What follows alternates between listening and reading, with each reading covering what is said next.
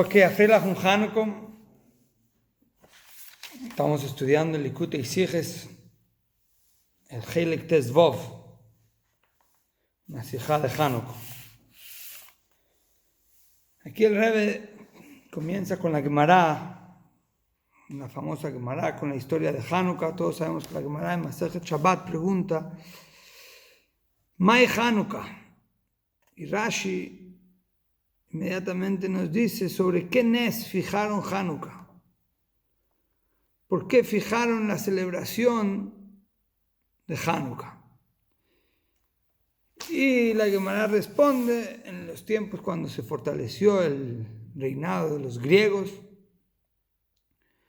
y lograron impurificar todos los aceites, y cuando los Hashmonaim querían encender la menorá, no encontraron aceite y solo encontraron una pequeña tinaja de aceite puro con el sello del Cohen, y esa tinaja alcanzaba solo para un día. Se hizo un milagro que alcanzó para 8 días, y por ese milagro celebramos Hanukkah de la forma como lo celebramos. Encendemos velas. Uno se pregunta en qué consistió el milagro, cuál fue, qué ocurrió. Ya encontraron una tinaja, y eso cómo duró físicamente, cómo duró 8 días. Sabido que el Bet Yosef, el compositor del Shulchan Aruch, trae 2 ideas, 2 distintas opiniones. Una opinión es que simplemente ocurrió un milagro en la cantidad del aceite. Es decir, virtieron el primer día para encender la Hanukkah y ocurrió un milagro que se puede dividir en 2. O que la misma tinaja se volvió a rellenar en aceite, o que el vasito de la menorá donde se encendía, ese al día siguiente se volvió a llenar. Milagrosamente se vació la tinaja, porque alcanzaba para las 7 velas para el primer día, y llenó el Cohen toda la menorá, y de repente ocurrió un milagro. La tinaja de aceite estaba otra vez llena. O podemos explicar que el vasito de la menorá se volvió a llenar al siguiente día, y con eso siguieron encendiendo. Esa es una manera de explicar el milagro. Otra manera de explicar el milagro es en la calidad del aceite. La calidad del aceite. No es que ocurrió un milagro que se aumentó más aceite, sino que los Kohanim, cuando se dieron cuenta que esto alcanzaba para un día y les tardaba producir 8 días aceite, entonces dijeron, bueno, dividámoslo en 8 y prendamos lo que podamos prender. Entonces pusieron 1/8 cada día en la menorá de aceite. Increíblemente ese aceite duró toda la noche, pese a que era solo 1/8, duró toda la noche. Otra forma de cómo explicar este milagro en la calidad del aceite es que el Cohen puso toda la cantidad la primera noche, pero consumió solo 1/8 y no se apagó inmediatamente, sino que consumió 1/8 y duró toda la noche. Al siguiente día consumió otro octavo, y así se fue disminuyendo. En resumen, 2 formas de cómo explicar el milagro, que son 2 que solo se convierten en 4, pero al final son 2 formas básicas. O que ocurrió un milagro con la cantidad del aceite, se llenó la tinaja, o en la calidad del aceite. 1/8 de aceite que duraría para encender el 1/8 de una noche, duró toda una noche. Esas es las 2 formas. Dice el Rebbe, estas 2 formas tienen un doijak. Doijak significa apretado. La respuesta, la explicación está un poco, le falta calibrarla. Porque, como sea que expliquemos, hay un doijak, está apretujado. Porque por un lado, si decimos que ocurrió un milagro, que se llenó la vasija esta con aceite, entonces significa que al otro día los Kohanim no prendieron con aceite de oliva, porque ese aceite no lo sacaron de la oliva, es un aceite que lo sacaron milagrosamente, y la Torah dice Shemen Zayit Zach. Entonces tendremos que explicar apretadamente, bueno, la Torah no se refirió a aceite de oliva, sino se refirió a un aceite que tenga todas las características de aceite de oliva. Y este aceite tenía las características de oliva, entonces por eso es doijak. Es apretado, es una respuesta un poco apretada. Por otro lado, decir que hubo un milagro en la calidad de aceite, también tiene un doijak. Porque si decimos que el Cohen echó todo el primer día y se consumió solo un octavo, significa que al siguiente día el Cohen no llenó la medida que tenía que haber llenado. Y está escrito que la menorá tiene que tener un hatzi log, un medio log, una medida. Claramente no la llenó porque no lo tenían. Además que en el Beit HaMikdash en general, las cosas siempre estaban llenas, o sea, no se traía cosas a medias. Lo vemos en varias partes del Beit HaMikdash, que por ejemplo cuando tenían que llenar había una pala que recogía la ceniza, tenía que ser la pala llena. En general todos los klei sharet, todos los utensilios de servicio tenían que ser llenos, no se usaba a poquito.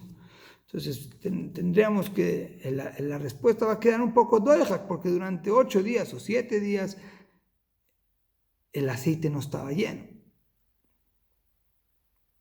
Entonces, por lo tanto, tenemos que explicar un tercer formato de qué ocurrió exactamente aquí en Hanukkah. El Rebbe explica que aquí ocurrió un milagro en que en realidad pusieron todo el aceite. Y era aceite de oliva. Y empezó a encender con fuego, naturalmente. Y el milagro ocurría que quemaba y a su vez no quemaba. Encendía la menorá, se estaba encendiendo y el aceite no se consumía. Entonces quemaba y no consumía, quemaba y no consumía. Claramente es algo imposible. Porque si quema, tiene que consumirse. Pero esos son los milagros que había en el Beit HaMikdash. Son la categoría de Nimna a Nimnaot, se llama. Hacer lo imposible. Como lo vemos en el Aron HaKodesh. La Gemara claramente nos grafica como el Aron Eino Minamidá. El Aron medía 2 amot y medio. Y lo ponían en una superficie de 10 amot del Kodesh HaKodashim de ancho. Entonces, si uno mediría de un extremo de la pared hasta donde llega el Aarón y del otro extremo hasta la pared, tiene que dar 3.75 de cada lado. Sin embargo, no. Medían de un extremo a otro y medía 5. Pensaron, bueno, tal vez el Aarón se movió un poco para allá. Iban a medir del otro lado y también medía 5. Aarón y no minamidad. Cuando el Aarón se hizo como Hashem lo ordenó y lo pusieron en el lugar, era una cosa que no la podemos entender. Está ahí la cosa, pero no ocupa el lugar, pero está. Parecido a esto también, dice el Rebbe, ocurrió el mismo milagro en el fuego. El fuego del Beit HaMikdash también ocurría exactamente lo mismo. Nosotros sabemos que el Corbán traía un fuego de abajo, había una fogata que los Kohanim prendían sobre el Mizbeach, pero caía un fuego de arriba. Y como el fuego que caía de arriba no generaba un incendio, no quemaba todo, bueno, el fuego caía y no consumía. Y entonces acá tenemos que decir que en la menorá ocurrió ese milagro. Ocurrió un milagro que había fuego, pero no consumía. Y así ya no tenemos el doija, que ya no está tan apretujada la respuesta. Ocurrió que los Kohanim pusieron toda la cantidad. Y también era aceite de oliva. ¿Pero en qué consistía el milagro? En que el fuego consumía, pero no quemaba. Formas de cómo explicar el milagro de Hanukkah. Pero las 3 formas van a repercutir en la relación que tiene el milagro con Hanukkah. Según la primera forma, que el milagro fue en la cantidad del aceite, significa que el milagro ocurrió una vez al día, se llenó aceite y después ya no tenía que ocurrir un milagro constante, porque se llenó la tinaja con aceite y después prendieron. De hecho, el que observaría la menorá encendida no puede saber si es un aceite milagroso o no, solo sabe que está prendida la menorá. En cambio, según la segunda forma, si decimos que ocurrió un milagro en la calidad del aceite, que un octavo de aceite encendió en vez de un octavo de la noche, toda la noche, entonces ocurrió un milagro y se revela más el milagro. Porque en la noche uno pudiese ver que un octavo de aceite va a durar más. Pese a que solamente una vez ocurrió el milagro. Hashem hizo que un octavo prenda toda la noche.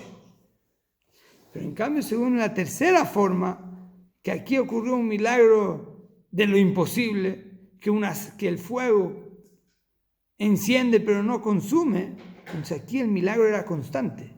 Cada segundo estaba ocurriendo un milagro y se veía, reveladamente veían que un fuego está encendido y no consume nada, encendido y no consume, encendido y no consume, un milagro. Cada segundo está ocurriendo un milagro. No así, digamos, con la segunda explicación, porque al final el aceite se estaba consumiendo, solo que Hashem hizo que durara más. Es un milagro. Antes de empezar a encender, Hashem hizo este milagro, este aceite va a tardar más, pero sí veían que el aceite se consumía. ¿Cómo traducimos todo esto a Avodat Hashem? ¿Cómo se traduce todo esto en nuestro servicio a Hashem? ¿En qué un yehudí tiene que servir a Dios? ¿Qué le puede enseñar? 3 formas de cómo explicar el milagro de Hanukkah en su servicio a Dios. Pues aquí el Rebbe nos explica que en general la persona tiene 2 formas de cómo servir a Dios. Lo que se le llama su forma natural o su forma milagrosa. La persona tiene una naturaleza, cada uno de nosotros tiene una cierta naturaleza, una cierta estructura. En general los humanos tenemos una estructura de cabeza, intelecto, emociones y actuamos. Entonces normalmente una persona puede trabajar a Dios naturalmente. ¿Qué significa naturalmente? Según su estructura natural, según lo que su cabeza le está dictando, según lo que sus emociones le permiten sentir, está siempre limitado a su estructura personal. Esa es la persona que trabaja a Dios de forma natural. Después tenemos la persona que va más allá de su naturaleza. Va más allá. No solamente lo que mi cabeza me dicta y si la lógica me dice que esto es lógico, lo hago. Estoy dispuesto a hacer cosas aún ilógicas. Y a veces estoy dispuesto a hacer cosas que no siento nada. Y a veces estoy dispuesto a entregar toda mi estructura por un servicio a Hashem. Eso se llama una forma milagrosa. Pero dentro de esta forma milagrosa vamos a encontrar que hay 3 niveles, respectivamente a los 3 formatos de milagro que ocurrieron en Hanukkah. Porque claramente toda persona que sirve a Hashem tiene que colgarse, tiene que conectarse a una luz que está más allá de su estructura. Porque la estructura per se de una persona, diría yo hago lo que quiero, ni nadie me diga qué hacer en nada. Obviamente todo yehudí en cierta forma se conecta con una estructura más allá de uno y dice, bueno, sirvo a Dios. Pero aquí está la diferenciación. Hay una persona que se conecta una vez al día, dice, Shema Israel, Hashem Elokeinu, Hashem Echad. Dios, tú eres uno, único, tú eres la existencia, estoy acá para servirte. Y eso le ayuda a que después con esa capacidad que asumió el yugo celestial, va y sirve a Dios. Pero sin embargo, ya después cuando él va a servir a Dios, está sirviendo a Dios según su estructura, según su naturaleza. Es como el paralelo a que el milagro ocurre una vez y después ya no se revela que es milagroso. El aceite se llenó, la tinaja se llenó, el que lo vio, pero después la menorá está encendida porque el aceite enciende. Lo mismo acá, ocurre que un yehudí asume el servir a Dios y después cuando tú lo ves en el camino, tú no ves que está sirviendo a Dios. Tú ves que una persona limitada, estructurada, está sirviéndose a sí misma también en cierta forma. Está trabajando naturalmente. Después tenemos un segundo nivel, donde la persona no solamente asume Shema Israel en el principio del día, sino que la persona constantemente está conectada con un milagro. ¿Qué significa con un milagro? Está conectada con Dios que está por encima de la naturaleza y con esa conexión está sirviendo a Dios. Pero reveladamente tampoco se ve. Reveladamente tampoco lo estamos viendo constantemente que es la divinidad la que está actuando detrás de él. Vemos que es una persona conectada y esa conexión le permite ir trabajando. Es decir, para dar un ejemplo para que se entienda mejor, es como un soldado que está cuidando y un soldado que está guerreando. Un soldado que está cuidando, claramente sabemos que es un soldado que está conectado a una misión, pero en la acción particular que está haciendo en este minuto no vemos su guerra, no vemos su entrega total, porque ahora está cuidando nada más, pese a que uno ve que es un soldado. En cambio, cuando uno ve a un soldado guerreando, en ese minuto está reveladamente un soldado entregado, está dispuesto a que le están disparando, está recibiendo balas, fuego y está ahí guerreando. Ese es el tercer nivel. Es un yehudí que tiene constantemente conectado a la misión, constantemente conectado a una divinidad, donde solo la persona que lo ve a alguien que está entregado completamente, se revela su entrega, parecido a como la Gemara cuenta con Rabbi Akiva. Rabbi Akiva dijo: toda mi vida estuve esperando cuándo va a llegar Mesirut Nefesh a mis manos y lo voy a poder cumplir. Quiere decir que toda su vida estuvo conectado a una entrega, como un soldado que estaba entregado constantemente. Uno veía ahí una entrega. El rey continúa la sijá diciendo que de hecho vemos en la historia otros milagros con aceite y velas, que ahí vamos a poder ver esta diferenciación. Tenemos registrado el milagro de Sara y Rivka, que prendían velas y la vela duraba toda la semana. Y también tenemos el milagro de aceite con Elisha, un profeta que la esposa de Obadia había quedado viuda y le querían quitar su casa, no tenía cómo pagar y no le quedaba nada de plata. Y le dice Elisha: ¿qué te queda en la casa? Le dice: me queda una pequeñita tinaja de aceite. Y le dice Elisha: ve y llena con esa pequeña tinaja todos tus utensilios vacíos y empieza a venderlos. Y ella, con su confianza en Elisha, fue y llenó y llenaba, a pesar de que había una pequeñita tinaja, pero seguía llenando, seguía saliendo aceite milagrosamente. Claramente dice el Rebbe, la distinción entre Sara, Rivka y Elisha es parecido a lo que estamos hablando. Sara y Rivka necesitaban iluminar la oscuridad. Por lo tanto, su milagro era constante. Constantemente ocurrió que los 7 días estaba prendiendo la vela. En cambio, el milagro de Elisha, que de hecho todos sus milagros fueron una vez que Eliyahu, Anabí, le dijo: tú vas a tener Pishnaim Berujajá, tú vas a tener una doble porción de divinidad. Y esa porción de divinidad salían milagros de su boca. Entonces, cuando él dijo: pon aceite, se puso aceite. Ya el milagro ya había ocurrido una vez. En el comienzo, cuando Elisha se proclamó como profeta, ya había ocurrido ahí el milagro, no era una cosa constante. Todo lo que salía por la primera vez que ocurrió, ya salía milagrosamente. En cambio, Sara y Rivka, cada semana ocurría un milagro para iluminar la oscuridad. Según la oscuridad que tenemos, es la forma milagrosa que tenemos que actuar. Esa es nuestra enseñanza para nuestro servicio a Hashem.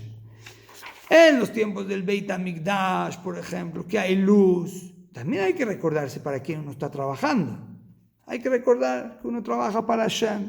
Pero como no hay oscuridad que te desafíe, entonces con una vez recordar que trabajas para Hashem, eso es suficiente para estar trabajando constantemente. Entonces, reveladamente, tal vez no se ve que uno está trabajando para Dios, porque uno está trabajando bajo su estructura mental y emocional.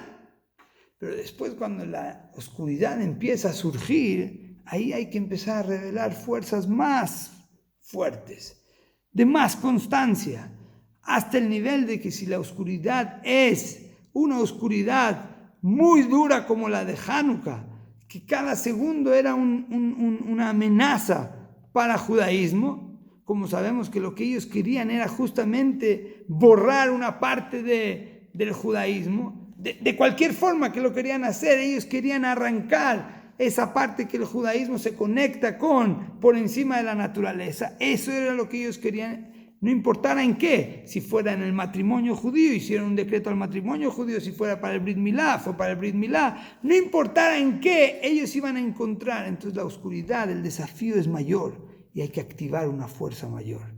Y activar una fuerza mayor constante hasta que nos volvemos personas milagrosas, personas que tenemos una divinidad que va más allá de la estructura que Hashem mismo hizo. Y eso nos permite que constantemente haya una cosa imposible. Que imposible, digamos, según la posibilidad natural del mundo, la oscuridad tal vez nos tiene que consumir. Tiene que acabar nuestro fuego. Pero nosotros estamos constantemente revelando un milagro, una conexión con Hashem que permite iluminar aún cada peldaño de oscuridad. Hanukkah Sameach, que Hashem nos ayude a realmente hacer lo imposible y que venga Mashiach Tzidkeinu b'meira b'yameinu mamash.